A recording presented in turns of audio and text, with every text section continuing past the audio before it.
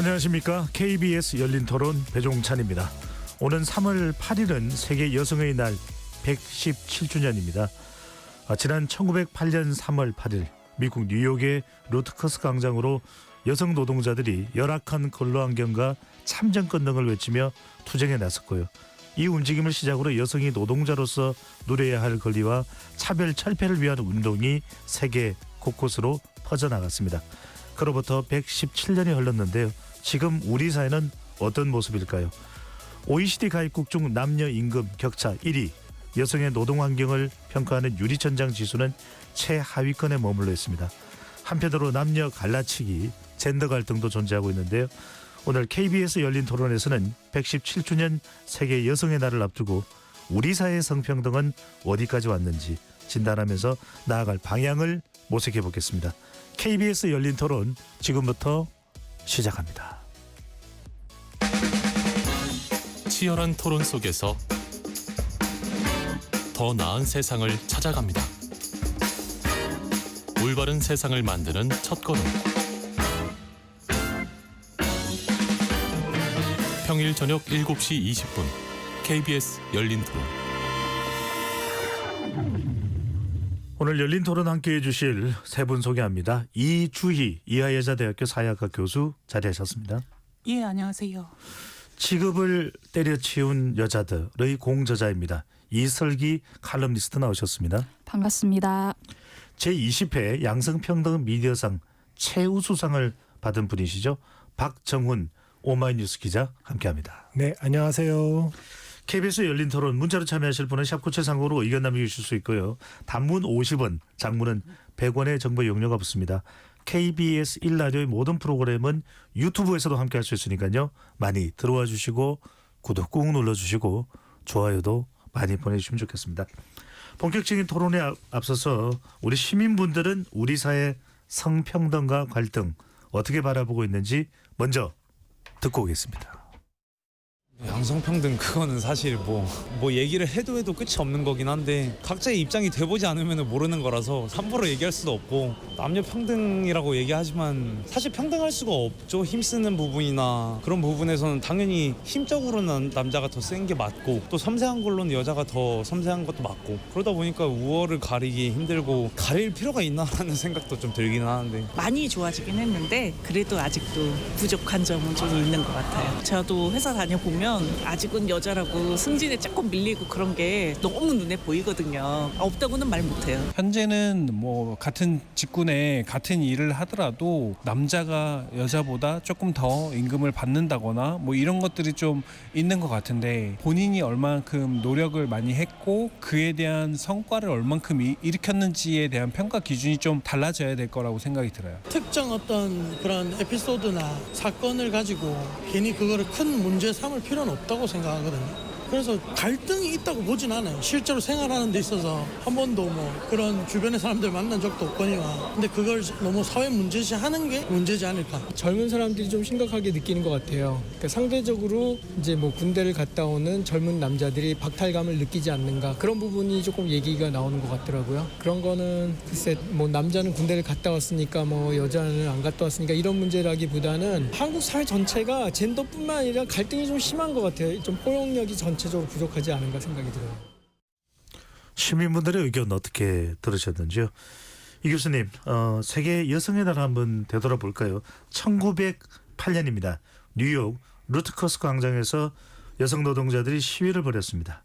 우리에게 빵과 장미를 달라. 이것이 이 세계 여성의 날 구호였고, 또 세계 여성의 날의 시작점이 되는 날이었는데요. 당시에 빵과 장미 어떤 의미를 담고 있었다 봐야 될까요?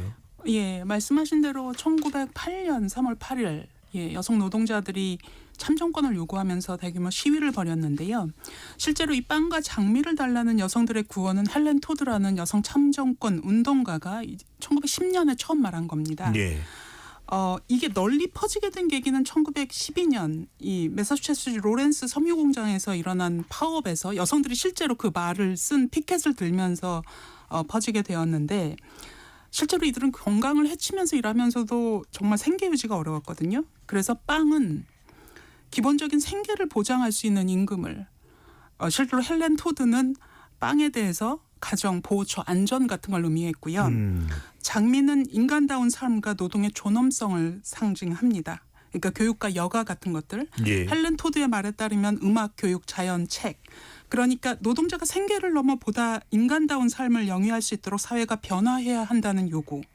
저는 이게 오늘날에도 여전히 유효하다고 느낍니다. 예. 전 세계로 이 운동이 확산이 됐고 3월 8일이 세계 여성의 날로 이제 정해졌는데 유엔은 1977년에 3월 8일로 공식 지정을 했네요. 예. 네. 역사가 있고 이걸 우리 함께 나누게 돼서 저도 반갑고 좋은데요. 1908년 뉴욕에서의 시위가 있었죠. 그다음에 1910년 덴마크 코펜하겐에서 열리는 회의에서 독일의 사회주의 페미니스트 여성주의자 클라라 제킨이 여성의 권리를 위한 날을 제정하자라고 제안을 했고 이거를 받아서 여러 나라에서 실행을 했고요. 근데 이게 3월 8일이 된 결정적인 계기는 1917년에 러시아 상트페테르부르크의 섬유산업 여성 노동자들이 이 식량 부족 그리고 제1차 세계대전에 항의하기 위한 파업을 했는데 이게 1917년 러시아 혁명의 촉발에 기여한 것으로 인정이 되면서 소련이 1922년 처음으로 세계 여성의 날을 공식 인정했고 날짜를 3월 8일로 확정했습니다. 그러니까 어떤 면에서 미국의 노동운동과 이 소련의 그 사회주의 운동이 합쳐져 만들어진 것이고 이후 유엔도 1975년부터 세계 여성의 날을 기념하기 시작했습니다. 그래서 1977년부터는 유엔도 3월 8일을 공식적으로 여성의 권리와 세계 평화를 위한 세계 여성의 날로 지정했습니다. 그렇군요. 1차 대전 때니까 아마 소련은 아니고 러시아 때였던 걸로 생각이 드는데 박 기자님 그러면 우리나라에서는 여성의 날 어떻게 기념을 해왔는지요? 네, 한국에서는 여성인권 운동가인 나혜석, 박인덕 등이 1920년부터 세계 여성의 날을 기념해 왔습니다. 굉장히 오래됐죠. 일제 강점기 때네요. 네, 하지만 일제가 탄압하면서 그 맥이 끊겼고요. 그 이후에는 1985년이 되어서야 세계 여성의 날 공개적으로 기념할 수 있는 행사인 제1회 한국 여성대회가 열렸습니다. 그리고 2018년 2월 20일에 여성의 날을 법정 기념일로 지정하는 내용의 양성평등 기본법 일부 개정안이 국회에서 통과됐습니다. 불과 7년 전인데요. 이로써 한국에서도 3월 8일 여성의 날이 법정 기념일로 공식 지정된 것입니다. 네. 근데 참 중요한 게 양성평등을 강조한다는 의미가 이제 여성의 날에 담긴 의미인데 이 칼럼니스트께 여쭤보고 싶은 것은 117년이 흘렀습니다. 여성 노동자들의 모습이 어떤지를 이제 확인해 보는 게 필요한데 최근 통계청과 여성가족부가 발표한 자료 보면 여전히 남녀 임금 격차가 크게 존재한다면서요. 네, 제가 세부적으로 좀 말씀드리면요. 지난 2월 25일에 통계청이 발표한 2023년 임금근로 일자리 소득 결과라는 통계가 있습니다. 거기 보면 이제 임금근로 하시는 일자리들의 평균 월 소득이 363만 원 정도예요. 이게 2023년 12월 기준인데요. 근데 남성은 어느 정도 받을 것 같으세요? 363만 원이 남녀 합한 평균 소득이라 하면. 남성이면 한 400만 원 정도, 500만 원 정도 되나요? 400만 원 좀 넘습니다. 네. 426만 원이고요. 그럼 여성은 어느 정도 될까요? 200만 원 될 것 같은데요. 정말 잘 맞추시네요. 네. 네, 여성은 279만 원입니다. 총 147만 원 정도 차이가 나는 거거든요. 이걸 이제 몇 배 차이가 나냐고 보면 남성이 여성보다 1.5배를 더 받는다 이렇게 보시면 돼요. 근데 이 소득 격차 자체가 2021년부터 3년째 확대를 보이고 있다라는 게 또 중요한 얘기 중 하나고요. 또 하나는 이걸 연령대별로 성별 평균 소득이 얼마나 차이 나는지를 한번 봤어요. 그랬더니 50대가 가장 큰 차이가 납니다. 230만 원 정도가 나고요. 이어서 40대가 175만 원, 60세 이상이 158만 원, 30대가 74만 원 정도가 차이가 난다고 보시면 됩니다. 비슷한 통계가 여성가족부와 고용노동부에서 같이 발표를 했는데요. 해마다 발표하는 2024년 여성경제활동 백서라는 통계가 있습니다. 여기서도 보면 여기서는 이제 시간당 평균 임금을 봤거든요. 아까는 월소득이라 하면 여성 근로자 임금이 남성의 70% 수준입니다. 그래서 여성 근로자의 시간당 평균 임금은 18,502원이고요. 남성은 26,000원대였다. 그래서 같은 시간 일을 해도 여자는 시급이 18,000원이면 남자는 26,000원이었다. 이렇게 보시면 아니 되겠습니다. 그러니까 같은 직장에서 같은 연차에 같은 일을 하고 있어도 남녀 간의 임금이 차이가 난다 이 말씀이신 거죠? 근데 이거는 총합을 한 거고요. 총합을 한 거. 근데 이제 같은 직장에서 일해도 차이가 난다는 통계도 현재 나타나고 있습니다. 네. 그러면 더 안 되는 것일 텐데 교수님 또 하나는 이 임금 격차도 임금 격차지만 고용 격차도 있습니다. 여성가족부가 발표한 2024년 여성 경제활동 백서에 따르면 2023년을 기준으로 해서 35세부터 39세까지의 남녀 고용률 격차가 26%포인트 전 연령대에서 가장 컸다고 하는데 자 남성들은 이 연령대 35세부터 9세까지 고용이 여성보다 29%포인트 높다. 이게 뭐 육아나 뭐 경력 단절이나 이런 이유입니까? 예. 즉각적으로 그런 생각이 드시죠. 네. 예, 남녀 고용률 격차가 이 30대 여성의 임신과 출산 그리고 양육으로 인한 이 경력 단절로 많이 얘기가 되었습니다. 그래서 M자 커브라는 게 있었고요. 그러니까 고용률이 갑자기 30대에 푹 들어갔다가 다시 올라가는. 현재 그 커브 자체는 굉장히 완화가 됐습니다. 그래도 26% 차이가 남아 있는 거죠. 예. 근데 연령별로 지금 비교하고 계신데 이걸 다르게 표현하면 한국의 경우에는 저학력층 여성보다 고학력층에서 더 큰 성별 참여율 격차가 있다는 걸 뜻합니다. 왜냐하면 30대는 아무래도 학력이 더 높을 터이니까요. 40, 60대 여성보다. 예. 그러니까 선진국에서는 대졸 이상 여성 그 성별 참여율 격차는 거의 없습니다. 그래서 이건 한국 사회에 국한된 굉장히 특이한 현상이라고 보여지고요. 그러니까 인적 자본에 대한 투자가 성별에 따라 다르다는 거죠. 또 다른 차원에서는 이렇게 조직에서 결혼한 여성에 대한 차별적 관행이 있고 국가의 가족에 대한 지원이 낮기 때문이라는 건데 또 다른 차원에서는 여성 일자리의 질이 나쁘다는 걸 뜻하기도 합니다. 왜냐하면 교사나 공무원처럼 안정적인 직업에 있는 여성들은 중간에 그만두지 않거든요.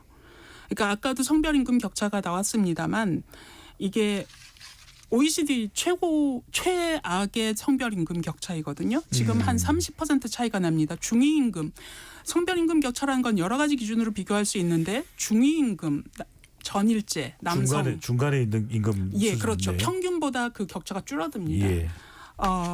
우리나라가 2등보다도 현격히 높습니다. 30%는 이게 유럽이 한 11% 차이. 그리고 5% 미만인 국가도 굉장히 많습니다. 노르웨이나 벨기에나.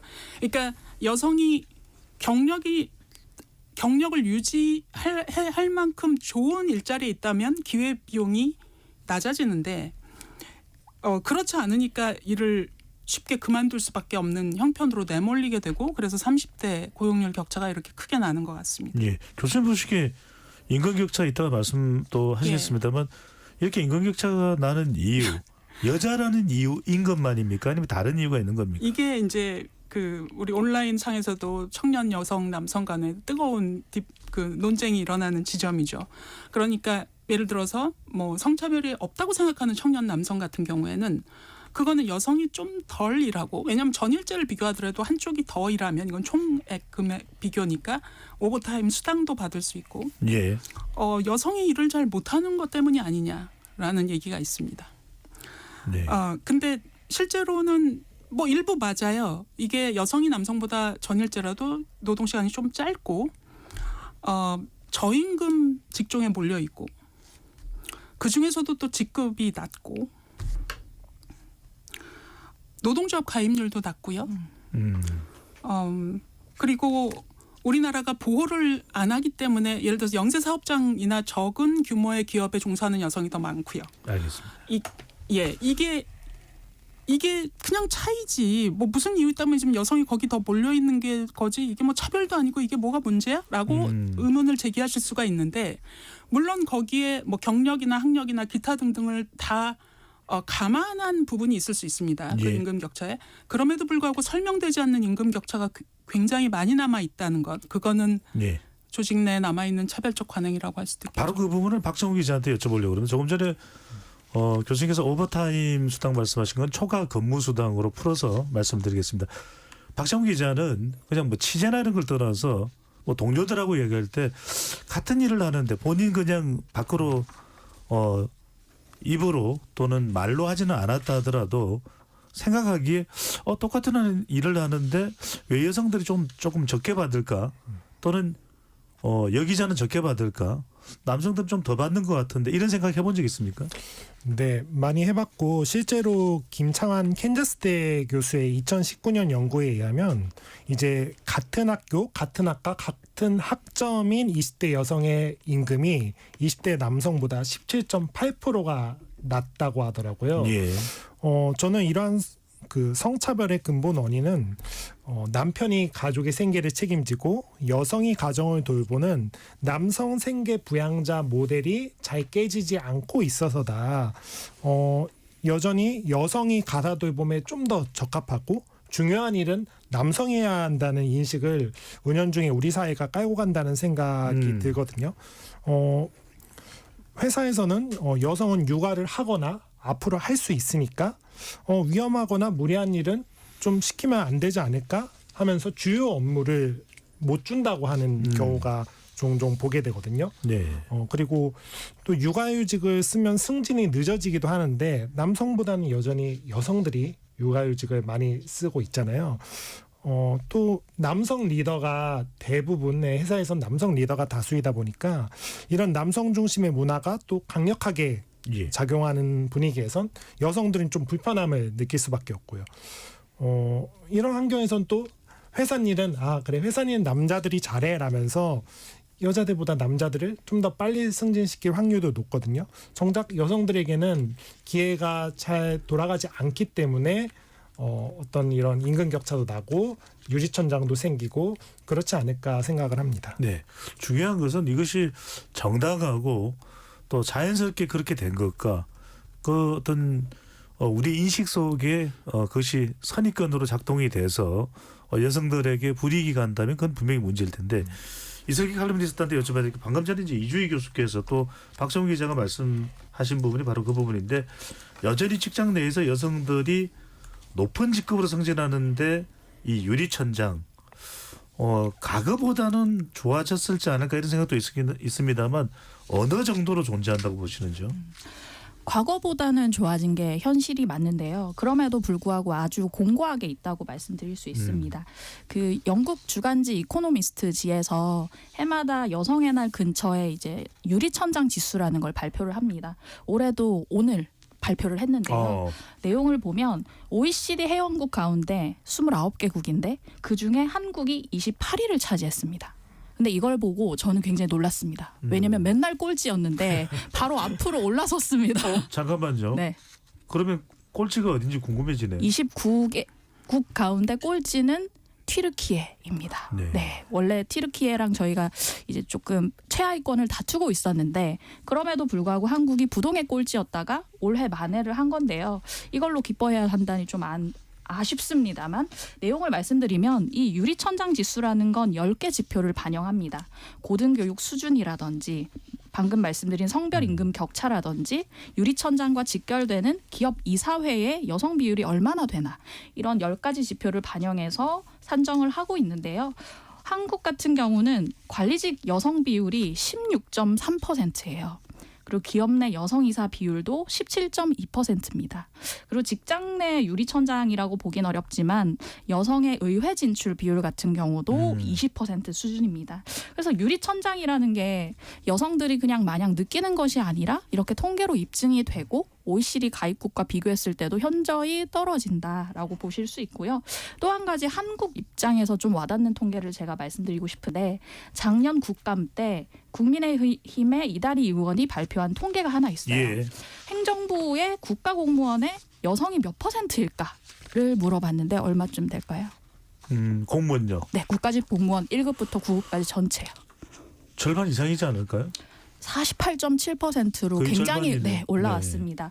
그러나 1급부터 4급까지 고위공무원은 어느 정도라고 생각하시나요? 한 자꾸. 25에서 한 30%요? 굉장히 희망적으로 보신 거고요. 11.7%입니다. 이게 여성들이 공무원 사실 공직사회가 생각해보면 제일 공정한 축에 속하잖아요. 일반 예. 이제 민간 노동시장보다는. 그럼에도 불구하고 국가 공무원직 내에서도 유리천장은 아직까지 공고하다. 이게 이제 통계로 다 입증이 되고 있다. 이렇게 보시면 될 것 같습니다. 아니 꼴찌할 게 따로 있지 이게 우리가 왜 이러는 겁니까 교수님? 저는 너무나 한 단계 올라가서 꼴찌에서 벗어나서 너무나 기뻐야 됩니까? 조금 기뻤습니다. 예, 네. 아니 그 다른 거는 우리가 AI도 빠르고 인터넷도 상당히 빨리 우리가 전진하고 이런 다른데 왜 이런 거 빨리 극복이 안 될까요? 그러니까요. 지금 기자님 말씀해주신 그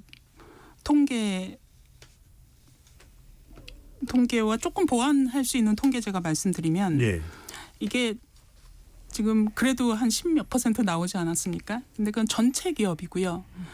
보통은 서구에서도 비교할 때 500대 기업, 포춘 500대 기업 이렇게 좀 굉장히 중요한 대기업 위주로도 비교를 많이 합니다. 그래서 한국 대기업 상장사 여성 임원 비율은 한 8에서 10%, 500대 기업으로 줄이면 이게 2024년 자본시장법이 통과됐거든요. 이게 뭐냐면 한 명 이상은 좀 해라. 그 페널티는 없지만 최소 숫자를 확보하는 예. 거. 네. 근데 그 7.3%였습니다. 2024년에 여성 사회 이게 또 사내이사와 사회이사를 구분해야 돼요. 사회이사는 솔직히 별 힘이 없다고 여겨집니다. 사내이사가 중요한데 2020년 2%에서 2024년 3.8%로 1.8% 증가했습니다. 여성이사가 한 명도 없는데도 꽤 많고요. 특히 대기업일수록. 그리고 또 오너의 가족이 또 들어가 있기도 하잖아요. 그것까지 감안한다면 이거는 정말 엄청나게 처절한 수준이고 아까 말씀드렸지만 다른 나라에서는 여성임원 할당제를 하고 있습니다. 40%까지. 선진국의 대부분이. 그리고 페널티가 있습니다. 이 사회가 해산되거나 회사가 망할 수도 있어요. 그래서 이런 상태는 선진국 중에서 제도적으로도 너무 미비하고 너무 문제가 큰데 아이러니하게도 한국 사회에서는 지금 성차별이 없다고 하고 더 이상은 해줄 게 없다고 정치적으로 논란거리가 된 이런 상황이 됐다는 거. 저는 오히려 역설적으로 그런 상황이 이런 수치를 방증해주고 있는 게 아닌가 하는 교수님 생각입니다. 말씀하셔서 궁금해서 안 여쭤볼 수가 없는 게 서구 선진국과 우리 선진국입니다. 그런데 한다라는 그 임원 할당제를 왜 우리는 못하는 거죠? 저기 대기업 사장님들한테 여쭤봐야 될 것 같은데요. 정치가들한테도 여쭤봐야 될 것 같고. 네. 저는 그거는 어떤 면에서 시민사회 성숙도하고도 조금 관련이 있을 것 같습니다. 왜냐하면 제가 세계 여성의 날 소개하면서 이게 참정권 운동하고 노동조합 운동이 합쳐진 거거든요. 근데 좀 어떤 면에서는 한국은 참정권 운동 없이 그냥 참정권이 주어진 측면이 크기 때문에 서구보다 조금 더 그 시민사회에서 이 문제에 대해서 갖는 문제의식 같은 게 조금 적었을 수도 있고 그걸 넘어서서 저는 정치가들의 인식이 너무 세계적인 수준을 따라가지 못하고 있는 것 같습니다. 박정희 기자 보시기에는 어떻게 보십니까? 남성들의 시각은 그럼 당연히 남성들이 더 중요한데 남성들이 더 많이 해야지 이런 시각에서 비롯됐다고 보시는지 아니면 어떤 구조적인 이유가 있을까요? 유리천장에 대해서 그렇습니다. 네. 분명히 자신의 주변에 있는 여성들, 그러니까 아내나 엄마나 이런 사람들을 보면 분명 남성들도 참 열심히 하는데 왜 잘 안 될까라고 그런 느낌은 받을 것 같은데 실제로 그게 어떤 내 일이 됐을 때, 그러니까 내가 내 옆에 있는 경쟁자가 어떤 할당제로서 올라간다고 했을 때 그거에 동의하지 못하고 내가 더 능력 있는데라고 생각하는 그런 경향성 때문에 그러니까 한마디로 문제의식은 가지되 이 막상 내 일이 되면 그거에 쉽게 동의할 수 없다 이런 생각을 갖고 있는 것 같습니다. 네. 네. 무슨 말 하신 말씀? 이게 굉장히 구조적인 차원의 문제들이 관련되어 있습니다. 그러니까 여성은 이제 남성과 같이 노동시장에 참여하려고 하죠. 근데 가정과 사회에서의 돌봄 부담이 지금 평등하지 못하거든요. 그리고 이를 해결해주기 위해서 국가의 개입이 필요합니다. 그 복지국가의 지원이 가족정책 지원이 필요하고 적극적 조치 같은 게 필요한데 우리는 지금 그걸 안 하고 있죠. 여성이 가사와 육아의 부담을 조직에서 더 지게 되면 실제로 생산성을 눈으로 측정하기 좋은 직업은 그렇게 많지 않거든요. 그럼 모니터링이 어려운 상태에서 현대 조직은 대부분의 직무에서의 생산성을 장시간 노동에서 찾습니다. 그러니까 이게 조직에 대한 충성도와 몰입도를 측정하는 대리 지표가 되는 거죠. 예. 그러니까 이제 가정에서의 부담이 큰 여성은 그렇게 할 수가 없습니다. 실제로 생산성이 똑같아도 사용자 눈에는 생산성이 낮은 것처럼 보이는 거예요. 자꾸 빨리 떠나니까. 그래서 이런 차별 때문에 임금이 낮아지게 되면 가구는 가정은 소득을 공동으로 사용하잖아요. 그럼 남성 임금이 지금 높아요. 그러면 육아휴직도 여성이 하는 게 낫고 집안일도 여성이 좀 더 하는 게 낫고 그렇게 되면 여성이 집안일을 더 잘하게 됩니다. 육아도 하던 사람이 하는 게 훨씬 더 잘하게 되고 그러면 육아는 여성 일이고 그 직업은 남성의 일이고 이렇게 되는데 조직이 이거는 해결해주기 위해선 정부가 개입해야 되는데 우리는 돌봄을 시장으로 외주하는 방식으로 일부 여성을 구제하려고 했죠. 여기서 저희가 논의했듯이 알겠습니다. 이제 필리핀 노동력까지. 예. 그렇게 되면 돌봄 노동에 종사하는 여성들의 임금이 또 낮아지게 됩니다.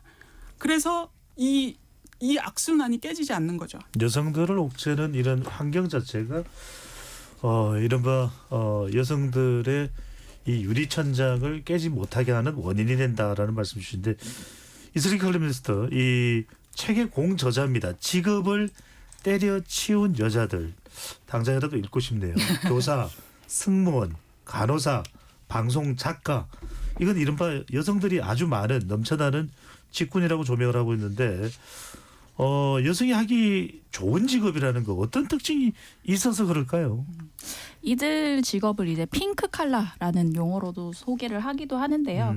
지금은 많이 얘기는 안 하지만 저 어렸을 때만 해도 1등 신부감이라는 얘기를 드라마 같은 데서 봤어요. 요즘에는 그런 용어를 사용하면 참 성차별적이죠. 네. 네. 문제적인 용어인데 이걸 이제 다른 말로 하면 야 여자 하기 좋은 직업이야. 너 그거 해봐. 이렇게 됩니다. 근데 제가 언급한 직업들 가운데 선생님, 간호사, 승무원, 방송작가가 있는데 이 직업들을 남자 하기 좋은 직업이야라고 들어본 적은 없으실 거예요 아마.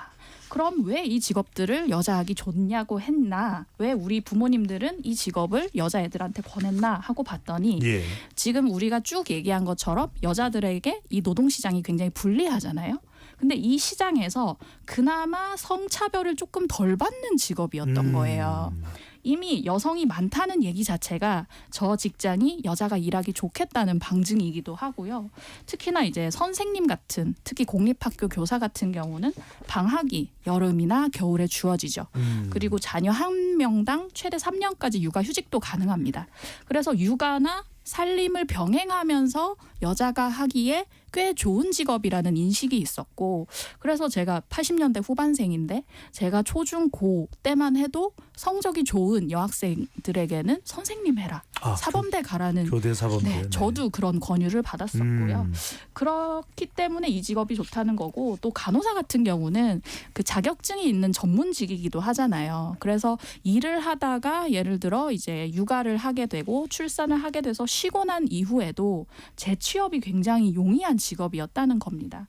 그래서 지금 생각해 보면 이 여자한테 불리한 기울어진 운동장에서 우리 부모님들이 그나마 내 딸을 생각해서 앞으로 내 딸이 성차별을 덜 받고 직업 생활을 영위했으면 좋겠다. 아들, 딸 잘 낳고 키웠으면 좋겠다라는 바람으로 이 직업들을 많이 권했다 이렇게 볼 수 있는데요. 네. 근데 최근에 이제 2023년에 일어난 그 서울 서초구의 한 초등학교 교사 선생님이 사망한 사건을 다들 기억하실 거예요.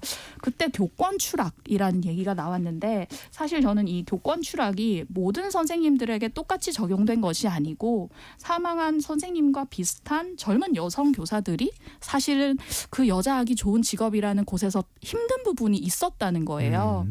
그 선생님도 그랬지만 보통 이제 학교에서 저학년이 손이 많이 가잖아요. 돌봄도 해야 되고 이런 어려운 학년들의 젊은 여성 교사를 집중적으로 배치하고 학부모 민원 같은 경우도 젊은 여성 교사에게는 이런 말이 들어옵니다. 아, 선생님 지금 저희 애 아빠가 화났어요. 언제 달려갈지 몰라요라는 말씀을 하신다는 증언을 제가 직접 들었어요. 근데 사실 이게 남성 교사분들한테 이런 얘기를 할까? 이런 얘기를 하면서 내가 지금 학부모로서 어떤 위해를 가할 수도 있다는 일종의 협박인가? 왜 이런 얘기를 젊은 여성 교사는 들어야 하지? 일종의 성차별, 백래시가 교실 안에서도 작동을 하고 있었다. 이런 그러니까 얘기입니다. 남성 교사인지 여성 교사인지에 따라 다르다. 박정 기자한테 안 여쭤볼 수가 없습니다. 아까 이제 이주희 교수님 말씀하신 부분도 결국 여성의 내조 이상 외조를 해줄 남편이 또 남성이 없는 한 이 유리천장은 깨기가 매우 구조적으로 어려워진다는 얘기인데, 그러면 남성들은 그럴 인식이 있는지, 그런 인식이 있는지, 또는 그런 돌봄이나 또는 이 육아 휴직 등에 적극적으로 참여할 의사가 있는지, 이 부분 참 중요하거든요. 네.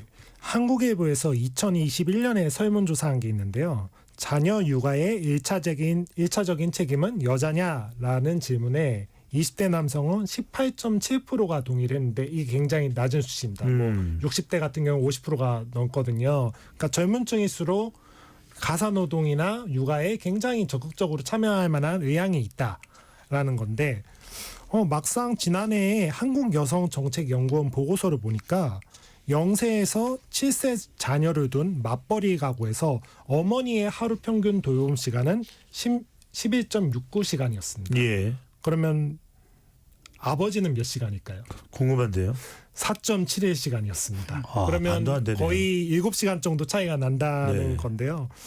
이러한 결과는 여전히 돌봄의 주체가 여성이라는 인식이 강하기 때문이기도 하고요. 한편으로는 우리의 노동시간이 남성이 돌봄을 충분히 할 수 있는 그런 여건을 좀 만들어주지 못했다는 생각도 듭니다. 지난해 기준 남성 육아휴직자가 31.6%입니다. 굉장히 많이 는 거예요, 이게. 또 대기업이나 지금 공직사회 같은 경우에는 저출생 문제가 심각하니까 굉장히 적극적으로 육아휴직을 하라고 하거든요.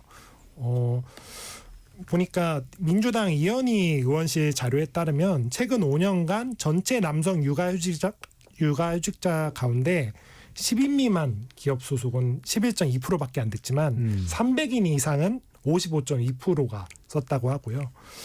그런데 문제는 300인 이상 기업에서도 10개월 이상 쓴 남성 육아휴직자는 41.1%였어요. 절반이 안 된다는 건데 여성은 76.3%가 썼고요. 그러다 보니까 육아휴직 자체는 분명히 이전보다 쓰기가 편해졌는데 길게는 못 쓴다. 이런 어떤 분위기가 있다는 거고요. 또 중소영세 기업의 문제가 좀 큰데요. 대체 인력을 구하기도 어렵고 대체 인력을 구한다고 해도 휴직 뒤에 오는 차별이 심해서 여성들조차 쓰지 못하는데 남성들은 더더욱 좀 쓰기 어려운 분위기겠죠. 최근에 보니까 뭐 경상북도 같은 경우에는 아이동반 사무실 이런 식으로 해가지고 아이들 데려올 수 있는 사무실 예. 공간을 좀 마련했다고 해요. 알겠습니다. 이렇게 여러모로 좀 정책적인 고민이 필요할 것 같습니다. 그러니까 이게 뭐 세계 여성의 날을 앞두고 우리가 이 토론을 하고 있습니다만, 정말 이 순위 OECD 국가 중에서 유리천장을 뚫지 못하는 나라 순위에서 거의 해마다 이 수위를 가장 이 평가를 낮게 받고 있는 이유는 좀 획기적으로 바뀌어야 되는데 우리 구조적으로는 심리적으로는 아직 그 단계에 이르지는 못했다, 이렇게 볼 수 있는데, 자, 또 하나가 교수님 이 부분 지적하지 않을 수가 없을 것 같은데, 최근 가장 크게 논란이 됐던 부분이 이제 이 교수님 계신 학교는 아닙니다만 마찬가지로 이제 여자대학입니다. 지난해 남녀공학 전환 여부를 두고 상당히 이 논란이 거셌던, 화제의 중심에 섰던 학교가 동덕여대 사태인데, 이 왜 그랬을까요? 여대의 설립 목적, 뭐 여대로서는 존재할 수 없는 것인지, 학교로서는 공학으로 바꾸어야만 필연적인 이유가 있는 것인지, 경제적인 이유가 됐든, 이 사태를 어떤 관점에서 보시는지요? 이게 우리가 대학을 그냥 최근에 뭐 교육기관이라고 생각하는 경향이 있는데 중세부터 있어 왔습니다. 서구 주요 대학은 중세 이후 한 800~900년 동안 남성만 받았었어요. 그러니까 여자 대학은 여성은 완전히 그 대학으로부터 배제된 채 한 1000년 가까이 온 건데, 물론 지금은 대다수가 남녀공학이지만 미국에도 여자 대학이 아직 있긴 하거든요. 네. 이거는 대학을 남녀공학으로 바꿀 것인가 뭐 말까는 전적으로 대학 구성원이 결정할 일이라고 생각합니다. 동덕여대의 문제는 그 여자 대학으로 남녀공학으로 바꾸냐의 문제가 아니고, 그 우리 조직, 특히 대학의 어떤 권위주의적인 일방적인 그 의사결정에 의해서 생겨난 문제라고 생각이 들어요. 거기 들어간 학생은 좀 여자 대학이라고 알고 들어갔을 거거든요. 그렇다면 핵심적인 대학 구성원인 그 학생들의 의견을 먼저 묻고 그 의견도 존중을 해서 속도를 바꾸던 뭐 그들을 좀 설득을 해나가건 그건 그 대학이 해야 됐던 일이거든요. 기존의 대학이 그럼 왜 옛날에는 다 남자 대학이었거든요. 근데 왜 남녀공학으로 바뀌었을까요? 그게 사회가 변화하면서 그 추세에 맞춰서 대학이 변화했을 뿐이고 예. 여자 대학도 마찬가지의 맥락에서 사회에 대한 효용이 있고 그로 인해서 여대 선호가 남아있다면 이것도 존립하는 게 너무나 당연한데 우리는 보통 학생만 보고 대학이 혼성이냐 단성이냐 이런 걸 판단하는데 여자 대학의 경우에는 교수진이 반반인 경우가 더 많습니다. 특히 뭐 우리 대학은 그렇지만 아니래도 여성이 더 많아요. 그러니까 이거는 농담인데 별로 좋은 농담이라고 생각 안 하지만 여대 다니는 학생은 아까 그 책 소개해 주셔서 교수가 여자 직종일까요? 아직도 절대 다수가 남자인데 여자 직종으로 생각한다고. 그러니까 사회가 성차별로 균형을 잃었을 때 현대 우리 사회처럼 여대는 그런 사회 차별적 시선과 관행해서 감수성이 큰 청년 여성을 보호해서 저는 이들이 더 깊고 크게 성장할 기회를 제공해 줄 수 있다고 생각합니다. 이런 효용이 없어지는 때가 오면 그러니까 성차별이 없어지는 그때가 오면 강요하지 않아도 여대는 없어질 거라고 생각이 들어요. 네. 이 이야기도 좀 해봐야 될 것 같습니다. 그 박 기자 먼저 여쭤보고 이슬기 칼럼니스트로 갈게요.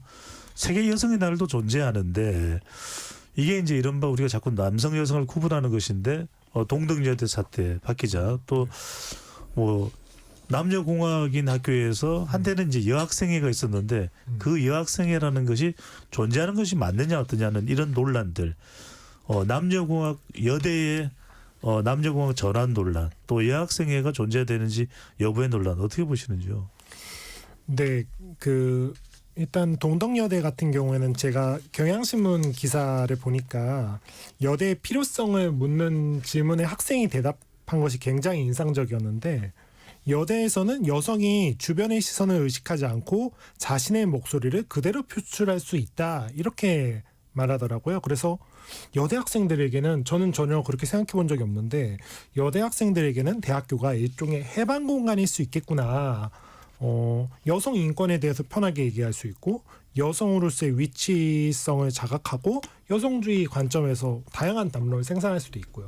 저는 여학생회도 총여도 비슷한 어떤 공간이었다고 생각하는데 그것이 최근에 어떤 젠더 이슈 때문에 차츰차츰 없어지는 것을 보고 굉장히 좀 마음이 안타까웠고요. 사실 이게 젠더 이슈라고 하는데 이게 젠더 이슈를 번질 만한 것이라고 저는 보지 않거든요. 여성과 남성이 특별히 대립할 만한 어떤 것이 없습니다. 그냥 저는 일방적으로 지금 여대 시위를 조롱하는 분위기가 너무 팽배한 게 아닌가 싶은데 만약 남녀공학 학교에 다니는 학생들이 대학을 상대로 이 정도의 시위를 했다.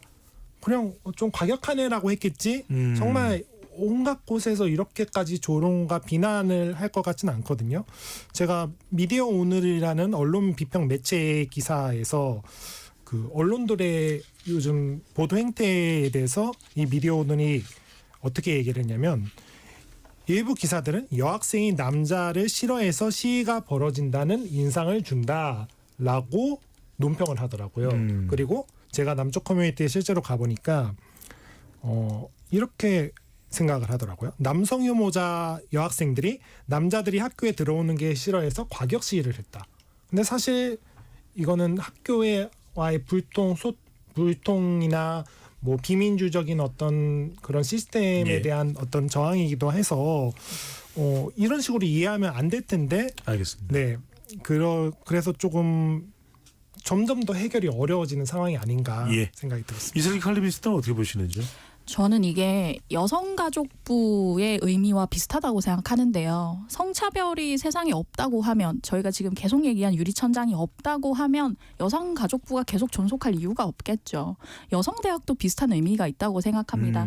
아까 두 분께서 이제 여성대학에서 여성들이 누리는 어떤 권리라든지 어떤 학문적인 개발 얘기를 하셨는데 저도 여성대학에서 강의를 좀 해봤거든요. 그 경우에 어떤 장점이 있냐면 이 세상의 성차별은 엄존한다는 전제에는 어느 정도 동의를 하겠구나. 에서부터 시작해서 좀 더 진전된 논의를 할 수 있었어요. 근데 이제 제가 뭐 남성들이라고 다 페미니스트가 아닌 건 아닙니다만 남성과 여성이 같이 있는 자리에서는 좀 더 전제를 낮게 보고 조금 더 이제 포섭하려는 류의 말하기를 했다면 여대에서는 조금 더 진전된 논의를 할 수 있는 해방 공간인 거예요.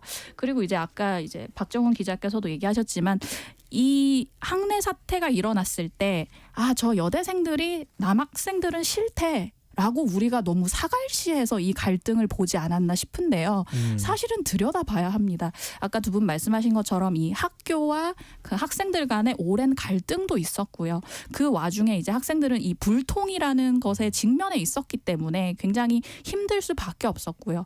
또한 이제 한 가지 말씀드리고 싶은 건 제가 이제 취재한 여성대학의 학생들은 이 건에 대해서 거의 비슷하게 생각하는데 한마디로 요약합니다. 이건 네. 입학 사기다. 내가 이 대학이 여성대학이라는 전제 하에 입학을 하고 아직 입학하지 않고 이제 대입을 준비한 학생일 수도 있잖아요. 내가 동덕여대에 입학하려고 이화여대에 입학하려고 준비했는데 들어가 보니 학교가 정체성을 바꿔 이렇게 나에게 사기를 치는데 내가 이 학교를 이루는 주요한 주체 중인 하나인 나의 이야기를 제대로 들어주지 않는다라는 불만이 켜켜이 쌓여 있다. 그래서 저는 기성세대가 혹은 청년세대가 이 사안을 좀 더 자세히 들여다보셨으면 좋겠어요. 알겠습니다. 동덕여대 관련해서는 세 분의 개인 의견을 말씀해 주신 것으로 참고하겠습니다. 잠시 참여 안내 듣고 KBS 열린 토론 2부로 돌아오겠습니다.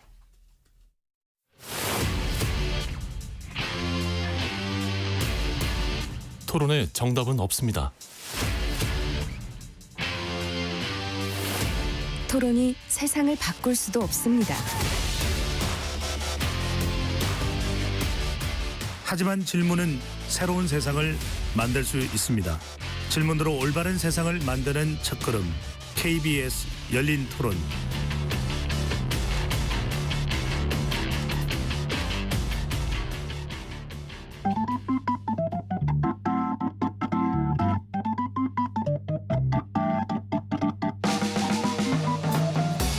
세상을 바꾸는 질문, 열린 토론이 시작합니다. KBS 열린 토론은 언제나 열려 있습니다. 단문 50원, 장문 100원의 유료 문자 샵 9730 그리고 KBS 어플리케이션 콩으로 여러분의 의견을 남겨주세요. KBS 열린 토론 2부 이어가겠습니다. 오는 3월 8일 세계 여성의 날을 앞두고 우리 사회의 성평등은 어디까지 왔는지 돌아보는 시간 가지고 있습니다. 스튜디오에 박정훈 오마이뉴스 기자, 이설기 칼럼니스트, 이주희 이하여자대학교 사회과 교수 세 분과 함께하고 있습니다. 이 교수님, 지난 강남역 살인 사건 기억나실 겁니다. 또 전주안의 스토킹 사건 있었습니다. 여성들이 한 목소리를 냈습니다. 모든 남성을 범죄자로 보는 거 아니냐라는 다른 한켠의 목소리도 있긴 합니다만 여성들이 하나로 내는 목소리는 강력 범죄와 폭력이 문제가 되고 있다. 또 페미니즘에 대한 불편한 시선도 우리 사회는 존재하고 있는데 말 그대로 참 상당히 양쪽으로 나눠져 있습니다. 이런 우리 사회의 남녀 갈라치기 현상 어떻게 보시는지요? 저는 이번 정권 그리고 이번 정권을 세운 것을 도운 정치인이 자행한 정말 최악의 정치 중에 하나라고 생각을 합니다. 개인적으로 우리 사회가 지금 맞이하고 있는 정말 중요한 문제, 그러니까 정말 심각한 불평등 문제, 아니면 청년층한테 제대로 된 일자리가 많이 만들어지지 못하고 있는 현실, 이런 거를 좀 과도하게 표현하자면 숨기고자 어떤 가상의 갈등 요인을 만들어낸 게 아닌가 생각할 정도였거든요. 예를 들어서 그런 사건이 났으면 정확하게 처벌하고 이 문제를 해결하는 것이 맞았지, 그걸 기화로 예를 들어 여성 청년들을 더 화가 나게 만들고 뭐 이런 서로 이렇게 최악으로 치닫는 갈등을 만들어낸 것은 어떤 면에서 더 중요한 문제에 청년들이 신경을 쓰지 못하게 하게 하는 효과를 가져왔다는 점에서 왜냐하면 이거는 우리가 지금 특히 청년 갈등이 굉장히 심하잖아요. 이 성차별 문제를 둘러싸고 저는 그 성차별 문제를 일으킨 기저에는 우리 사회 구조적 변화가 있고 여성 청년들이 더 좋은 일자리에 가고 싶어하고 그래서 20대 후반에 여성 고용률이 높아졌습니다. 예전보다 30대는 또 떨어지지만요. 그리고 청년 니트족 비율도 남성이 더 높아졌습니다. 네. 이런 변화는 여성 청년, 남성 청년 모두 좋고 안정적인 일자리가 필요하다. 자신을 실현할 기회가 필요하다. 이런 욕구로 발현되는 게 맞는데 어떤 면에서는 이 둘이 서로 싸우도록 만든 거거든요. 그렇게 되면 사회 기득권층은 굉장히 좋겠죠. 예를 들어서 본인들한테 예를 들어서 정치가나 기업에게 좋은 일자리를 만들어내라는 요구 대신 서로 이렇게 비난을 하고 싸우게 되는 현실은 굉장히 도움이 되는 현실이겠죠. 근본적인 문제를 안 건드리고 이윤이나 뭐 그런 데 집중하면 되니까. 알겠습니다. 자, 이슬기 칼럼니스트한테 궁금한 게 있습니다. 70, 80년대에 중고등학교를 뭐 이렇게 다녔던 저나 저 동료들은 참 남녀 관계가 힘들었거든요. 남녀 7세 부동석이다 이래서 네. 멀리서 이렇게 봐야만 했고 하여튼 뭐 상당히 어려운 관계였는데 요즘 MZ 세대는 상당히 뭐 그냥 서로 편하고 터놓고 지내는 그런 사이겠지 생각했는데 이런 남녀 갈라치기 현상 왜 일어나는 거죠? 여러 가지 이유가 있겠지만 저는 아까 교수님께서 얘기하셨던 것처럼 정치권이 특정 성별 연령대를 동원했다. 표에 이제 도움이 되기 위해서 그런 것도 분명히 존재한다고 생각하고요. 그리고 사실 저는 갈라치기라는 말이 요즘에는 좀 혼용이 되고 있다고 생각해요. 그러니까 제가 칼럼이나 기사에서 구조적 성차별을 드러내는 지표들, 뭐 성별 임금 격차 이런 걸 얘기하면요. 남녀 갈라치지 마십시오 기자님이라는 댓글이 달려요. 그러니까 남자는 이 정도 돈을 받고 여자는 이렇게 받는데 이게 성별 불평등이다라는 기사를 쓰면 남자와 여자를 구분한 갈라치기라는 거예요. 근데 제가 생각할 때 그거는 구조적 성차별이 엄존하고 있다는 지표인 거지. 제가 뭐 여성표를 저는 뭐 출마도 안 했습니다. 여성표를 얻기 위한 것도 아니고 남성표를 얻기 위한 것도 아니잖아요. 그러한 이 사회적 그 구조는 정확히 파악을 해야 되고요. 근데 거기에 더해서 어떤 표를 얻기 위한 선동이 지금 정치권에서 계속해서 가미가 되고 있기 때문에 더더욱 싸운다. 특히나 이제 뭐 최근의 선거들에서 이준석 개혁신당 의원이라든지 지금 윤석열 대통령이라든지 어떤 남녀 갈등을 조장하는 어떤 캐치프레이즈들을 많이 걸고 왔는데 그것 때문에 이제 남녀 갈등이 더욱 불거지기도 하였고 최근 들어 이제 이준석 의원 같은 경우는 페이스북에 서부지법 폭동이나 동덕여대 사태가 본질이 비슷하다 이런 발언까지 했는데 사실은 동덕여대 학생들의 어느 정도 부정적인 남성 여론에 편승하려는 이거야말로 전형적인 성별 갈라치기가 아닌가. 근데 이제 이런 이준석 의원을 어떤 동조하는 지지 세력이 있는 것도 확실히 있죠. 그러다 보니 계속해서 이 갈등이라는 것이 일어나고 있는 거 아닌가. 근데 저는 그게 엄연히는 여성 혐오적인 방향으로 드러나고 있다고 봅니다. 자, 박정희 기자한테 안 여쭤볼 수 없는 것이 또 남성들 이 커뮤니티에서는 그런다고 합니다. 뭐 이른바 한남, 뭐 남충 이렇게 돼서 오히려 여성들이 남성들을 공격하고 있다. 그러니까 남성들의 시각 나오는 얘기를 제가 전달드리는 겁니다. 그래서 오히려 남성들은 상당히 피해의식도 느끼고 역차별, 우리가 여성들 때문에 상당히 불이익을 당하고 있어. 실제로 남성들 사이에서 이런 생각들을 많이 합니까? 네, 뭐 실제로 남성에게도 어떤 굉장히 혐오 표현이 사용될 때가 있죠. 그것은 뭐 당연히 지양되어야 할 것인데 사실 그보다 큰 문제는 지금 이 몇 년간 확장된 어떤 페미니즘 운동으로 인해서 페미니즘이 이게 성평등이 아니라 여성에게만 굉장히 유리한 권력 작용을 일으킬 수 있다고 판단하게 된 것 같아요. 온라인 사실 공간을 보면 남성들은 잘 이해를 못해요. 왜 이렇게 분노를 하지? 왜 이렇게 그렇게 비난하는 거지? 남성은 여성과 살아온 과정이 다르기 때문에 그런 것들이 이해를 하기가 어려운데 사실 그때 정치권이나 언론이 여성들과 남성의 다리를 놔야겠죠. 다리를 놔야 했어요. 근데 그렇게 하지 않았고 각자의 정치적 정파적 이익에 따라서 갈라치게 됐고 가장 극단적인 부분 정말 이렇게 90%가 그냥 평균이라면 그 5%의 극단적인 부분만 뽑아서 여기를 공격해도 된다라고 좌표를 정치권과 언론이 찍었는데요. 그렇다 보니까 이 페미니즘이라고 하는 것에 대해서 미국의 페미니스트 베룩스는 성차별주의와 그에 근거한 착취와 억압을 끝내려는 운동이라고 정의를 했는데 이거에 사실은 동의하지 않는 분은 예. 거의 없으실 텐데 남성 청년들은 페미니즘이 일종의 여성 우월주의라고 생각을 하기 때문에 그에 대한 모든 것을 반대하는 거죠. 그리고 특히나 청년 남성들 굉장히 페미니즘에 적대적인 의견을 보이시는 분들은 구조적 성차별이 존재한다는 걸 좀 파악하기가 어려운 것 같습니다. 네. 이게 여성들이 교육이나 진학 수준이 높아지면서 표면적으로 굉장히 평등하다고 느끼는 시기거든요. 그러니까 오히려 페미니즘이 지금 우리 평등해서 괜찮은데 오히려 평등의 구조를 망치거나 남성을 더 불리하게 만든다고 생각을 하는 거죠. 예. 또 하나 더 있는 건 군대라는 압도적인 불안이 존재를 하잖아요. 20대 남성들 같은 경우에. 그래서 여러모로 좀 사회적으로 충분히 안정된 위치를 획득하지 못하는 상황인데 여성들은 군대를 가지 않고 오히려 빠르게 취직해서 사회적으로 더 좋은 위치를 점한다고 느끼는 거죠. 통계는 전혀 그렇지 않은데 그렇게 느끼는 겁니다.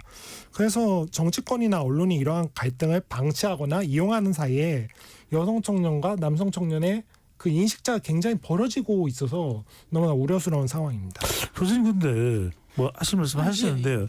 근데 중요한 건 이게 갈라치거나 갈라쳐 있을 일은 아니지 않습니까? 말 그대로 하나로 합해도 그 전적으로 효과가 동의합니다. 모자랄 판인데 그러면 이거 어떻게 극복할 수 있습니까? 제가 분노하는 지점이기도 하고요. 네. 실제로 이 갈라치기 당하는 상황에서 사회에서 예를 들어서 최상위 소득층은 전혀 갈라쳐 있지 않습니다. 그들은 결혼도 잘하고요. 아이도 그 중위소득 200% 이상의 사람들이 낳는 아이가 반입니다. 그 중위소득 75% 미만에서 낳는 아이는 10분의 1이고요. 경제적으로 어느 정도 되는 가구에서 출산이 더 빈번하게 이루어지고 있다 이렇게 볼 수 있네요. 예, 그리고 그들은 자원도 풍부하기 때문에 굳이 싸울 이유가 없어요. 서로 결혼해서 서로 맞벌이하면서 잘 삽니다. 물론 좀 뭐 갈등이 있는 부분도 계시겠지만, 그래서 저는 이 남성 역차별이라는 표현이 정확하지 않다고 말씀드리고 싶어요. 여성 차별을 불러오는 사회적 맥락은 모든 남성한테 유리하지 않습니다. 기득권층 남성한테만 유리한 거겠죠. 일부 기득권층 여성한테도 남성이 모두 가부장적 특권을 누리는 건 아니거든요. 생계부양자의 짐을 다 지고 사는 건 결코 쉬운 일이 아닙니다. 그리고 그런 일을 하다가 돌아가시기도 하잖아요. 그러니까 우리는 고학력 여성의 승진지체, 저소득 불안정 남성의 과로사, 이게 굉장히 다른 일이라고 생각하는데 실질적으로는 같은 기제를 가지고 있습니다. 이거는 일터에 아직도 만연한 가부장적 권위주의와 장시간 노동.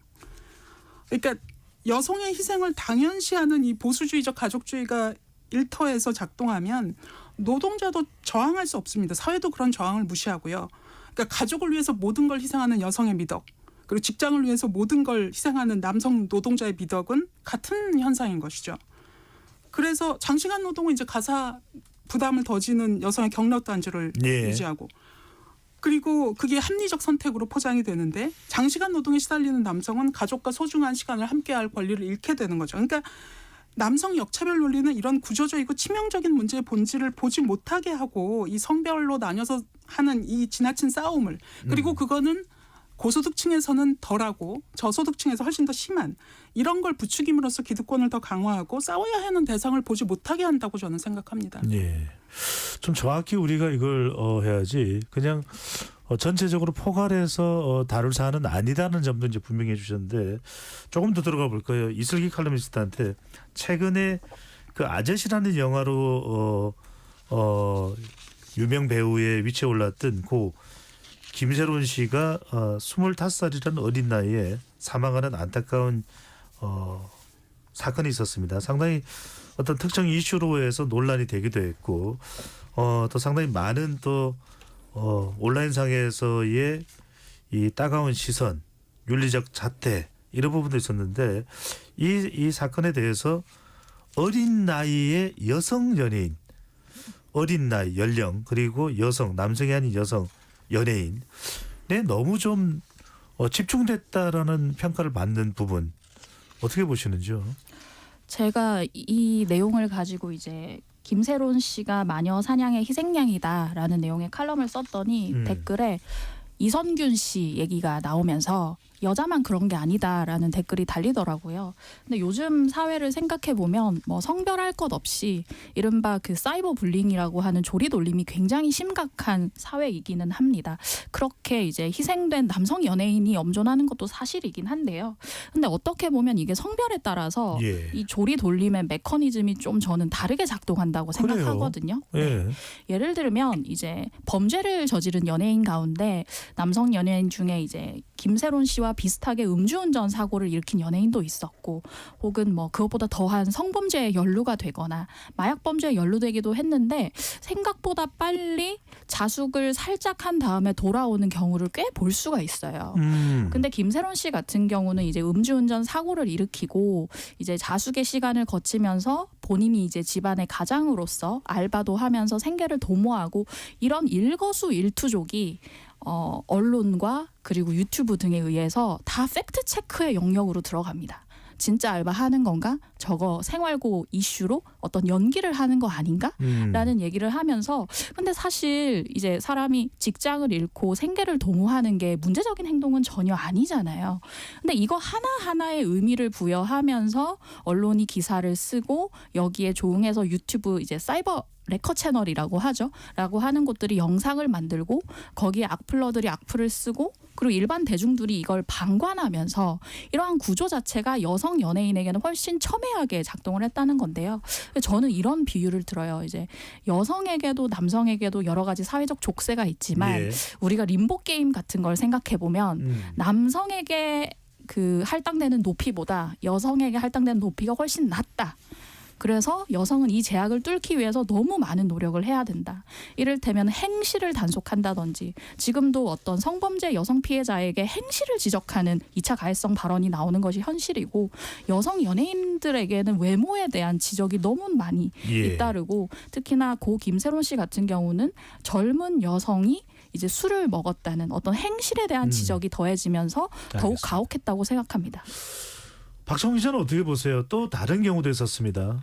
몇 해 전 또 안타깝게 세상을 떠난 고 설리 씨도 있는데, 뭐 이건 이제 개인적으로 그 당시 보도가 됐던 내용입니다. 노브라를 추구하거나 뭐 여타의 아이돌과는 다른 생각이나 행동을 보인 것에 대해서 악플 세례를 받기도 했는데, 박 기자는 어떻게 보세요? 이게 그냥 연예인이라서 그런 걸로 보시는 건지, 젊은 여성이기 때문에 더 집중적인 댓글 포화가 있었다고 보시는지 어떻게 보세요? 네, 사람들은 자신이 영향력을 얼마나 미치는가에 따라서 더 많이 영향을 미치는 사람한테 더 많은 비난을 하거든요. 그래서 비난의 효능감이 크기 때문인데, 그래서 방송계에서 그 비난의 효능감이 큰 대상은 누구냐? 유명하고 또 젊은 여자 연예인이죠. 그러니까 유명하긴 한데 상대적으로 방송가에서의 어떤 입김이나 힘이 조금 부족한 그런 사람들이요. 또 무례하고 버릇없는 남성 캐릭터는 많은데 무례하고 버릇없는 여성 캐릭터는 사실 거의 없다시피 하잖아요. 가부장제 사회에서 사실은 허용되는 여성의 태도나 여성의 감정 표현이 매우 제한적이다 보니까 그 규범에서 좀 벗어나면, 저는 이걸 항상 이렇게 말해요. 어딜 감히라고 저는 표현하는데, 어딜 감히가 나오는 구조라고 생각해요. 저는 이게 여성 연예인들이 유독 태도 논란에 자주 휩싸이는 이유라고 생각을 하고요. 테나시아에서 일했던 최지은 작가가 한 강연에서 이렇게 말씀을 하셨어요. 여성이 어떠한 사건에 휘말렸을 때 너무 빨리 비난하지 않고 조금 기다려봤으면 좋겠습니다. 특히 사생활과 관련된 문제일 때는 제3자가 알 수 없는 사정이 있다는 것을 우리가 항상 생각하면 좋겠어요라고요. 그래서 이 말을 김세론 씨가 세상을 떠난 이후에 다시 한번 되새기니까 굉장히 먹먹했는데, 저는 모든 사람들이 이 말을 조금 명심했으면 좋겠습니다. 네. 교수님 어떻게 보십니까? 두 분 다 그냥 예. 남녀 가리지 않고 연예인이냐? 제가 또 여쭤봤더니 어리고 예. 여성이라서 더 그랬을 것이다. 왜 이러는 걸까요? 저는 좀 일반화해서 볼 수도 있을 것 같아요. 그러니까 우리가 연예인들 자살도 심각한 문제이지만 여성 청년이라는 맥락에서 자살률이 또 1위 국가인데 OECD 중에서는 네. 2등하고도 2배 가까이 차이가 납니다. 이걸 성별 연령별로 나눠보면 남성 노인 자살률이 또 최고예요. OECD요. 그리고 남성이 훨씬 더 자살 많이 합니다. 그건 일종의 자살도 자기에 대한 공격성이라서 남성 성공률이 훨씬 높습니다. 시도는 여성이 더 많이 하는데 문제는 한국 여성 청년의 자살률도 OECD 최고라는 겁니다. 이게 무슨 얘기냐면 보통은 늙어갈수록 더 많이 자살합니다. 그래서 한국 예. 남성 노인이 그런 건데 한국 여성 청년은 20대, 30대 자살률이 70대 여성 70대 자살률하고 비슷합니다. 그러니까 40, 60대보다 더 자살한다는 뜻이죠. 어떤 면에서 이 청년들이 능력주의 사회가 요구하는 완벽함을 충족하지 예. 못했을 때 뭐 인정받으려는 노력이 무산됐을 때 자기 혐오가 생겨날 수도 있겠고 이 비교와 체면을 중시하는 이런 집단주의 문화가 이 뒤처진 청년들을 멸시하고 모욕해서 악화시키고 아까 말씀 나왔지만 여성 청년은 여기에 더해서 남성 중심의 가부장적 문화가 자아내는 여러 종류의 위계와 차별을 또 경험해야 하거든요. 전문가들이 이렇게 말합니다. 그러니까 사회에 나와서 극심한 남녀 차별을 겪은 조금이라도 다수의 의견에 반하는 사람이라면 언제든 비난받거나 혐오의 대상이 될 수 있다는 불안과 공포를 느끼며 살아가야 하기 때문이 아닐까. 남성 청년도 마찬가지 어려움이 있겠지만 예. 여성 청년한테 가중되는 무엇이 분명히 있는 것 같습니다. 그렇습니다. 남성 청년을 이 교수님이 말씀하신 박 기자 어떻습니까? 여성들에게 요구되는 여성들이 받는다는 그 스트레스 남성들도 받을 것 같거든요. 네, 맨박스라는 말이 있습니다. 가부장제하에서 사회적으로 강요되는 남자다움을 의미하는데요. 일상적으로는 넌 남자인데 그런 것도 못해? 남자가 뭘 그런 걸로 울어? 군대 다녀와야 남자지. 이런 말들 혹은 사회 고정관념이 정말 남성들을 저도 수없이 들었네요. 네. 네, 남성을 힘들게 하는 부분이죠. 그리고 넓게 볼 때 한국 사회에서 남자는 생계보양자로서의 능력이 굉장히 중요하게 여겨지는데요. 이 능력이 신자유주의 사회에서는 결과적으로 돈이 되는 것이 되고요.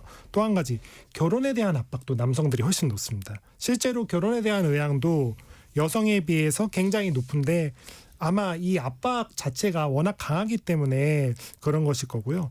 그래서 한국 사회에선 정상가족의 구성과 안정적인 일자리를 갖는 것이 남자다움으로 여겨지고 이것을 못하는 사람에게는 좀 모질고 잔인한 시선이 가는 것 같아요. 그러니까 여성을 만나고 결혼을 해야 성공한 삶이라는 인식, 가정을 경제적으로 책임질 수 있어야 진짜 남자다. 그리고 뭐 남성이자 가장으로서 또 온전히 대우받아야 한다는 인식이 남성들이 다양하게 또 즐겁게 사는 경로를 좀 차단하고 있다는 생각이 들거든요. 네. 그래서 저는 이런 옛날에 좀 만들어진 가부장제 표준 모델도 좀 갱신하고 좀 남자는 어때야 해 이런 맨박스에서도 벗어난다면 나는 좀 성평등한 대안적 남성성이 좀 만들어지면 좋겠다 그런 생각을 해봅니다. 알겠습니다. KBS 열린 토론 117주년 맞이하는 세계 여성의 날 앞두고 성평등 어디까지 왔나라는 주제로 이야기를 나누고 있는데 이제 마지막으로 세 분께 성평등 관점에서 우리 사회가 앞으로 어떤 노력을 해야 될지 과거와 비교했을 때 뭐 달라지긴 했을 겁니다만 어떤 부분이 더 달라져야 될지 말씀 들으면서 마무리를 하려고 합니다. 먼저 이슬기 칼럼니스트부터요. 네, 저는 이 질문에 대해서 어떻게 답변을 해야 될지 좀 막막하다는 생각이 들었는데요. 예. 일단 오늘 방송 잘 들으셨으면 좋겠고요. 제가 드리고 싶은 말씀은 이제 청년 갈등이 심하다, 남녀 갈등 심하다 이런 얘기를 하는데 우리가 그걸 제대로 들여다보려는 노력을 좀 했으면 좋겠어요. 아까 말씀드렸던 것처럼 여자애들이 남자 싫어한대, 남자애들이 여자 싫어한대의 수준이 아니고요. 이게 저희가 묵히고 묵혔다가 터진 일이 저는 딥페이크 성착취 사태라고 생각해요. 저는 이 고통을 첨예하게 들여다봐야 된다 생각하는데 같은 반에 있던 남자애들이 내 사진을 불법 합성해서 낄낄거리고 어디까지 퍼질 수 있는지도 알 수 없게 유포를 했다. 이게 여기에 처한 여성은 얼마나 큰 공포일까요? 그게 이제 전국적으로 지도가 만들어질 만큼 어느 학교에서 그런 일이 일어났다는 건 사실상 여성들에 대한 저는 테러에 가깝다고 생각하는데 이러한 고통이 있다고 하면 남자애들은 그러면서 크는 거야라고 하면 안 되는 겁니다. 예. 그걸 왜 그런 문화가 생겨났는지 여성들은 왜 고통을 받는지를 들여다봐야 된다고 저는 생각합니다. 네.